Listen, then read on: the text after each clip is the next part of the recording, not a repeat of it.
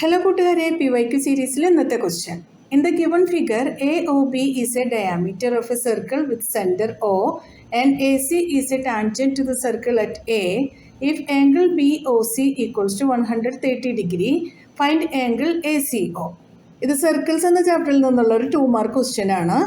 ക്വസ്റ്റ്യനിൽ എന്തെല്ലാം കാര്യങ്ങളാണ് തന്നിട്ടുള്ളത് നോക്കാം. AOB is the diameter of the circle, AC is the tangent of the circle and angle BOC equals to 130 degree. Angle BOC 130 degree ആണെങ്കിൽ angle AOC കണ്ടുപിടിക്കാമല്ലോ നമുക്ക്.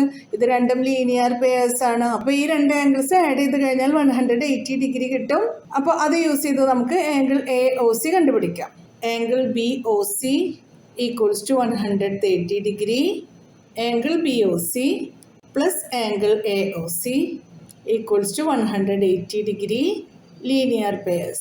130 degree plus angle AOC equals to 180 degree. Angle AOC equals to 180 minus 130 equals to 50 degree. അപ്പോൾ angle AOC 50 degree എന്ന് കിട്ടിയിട്ടുണ്ട്. ഇനി angle OAC നോക്കാം. ടാൻജൻറ്റും റേഡിയസും കൂടി create ചെയ്യുന്ന ആംഗിളാണ്. അത് 90 ഡിഗ്രി ആയിരിക്കുമല്ലോ. അപ്പോൾ angle OAC equals to 90 degree. Tangent at any point on a circle is perpendicular to the radius. അങ്ങനെയാകുമ്പോൾ ഈ ആംഗിൾ നമുക്ക് കണ്ടുപിടിക്കാം by using angle sum property. In triangle OAC, angle AOC plus angle OAC plus angle ACO equals to 180 degree. Angle sum property. Angle AOC is 50 degree plus angle OAC is 90 degree plus angle ACO equals to 180 degree.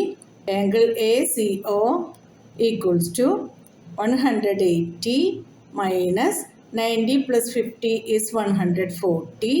180 minus 140 is 40 degree. അപ്പോൾ നമ്മുടെ answer angle ACO equals to 40 degree. മനസ്സിലായല്ലോ?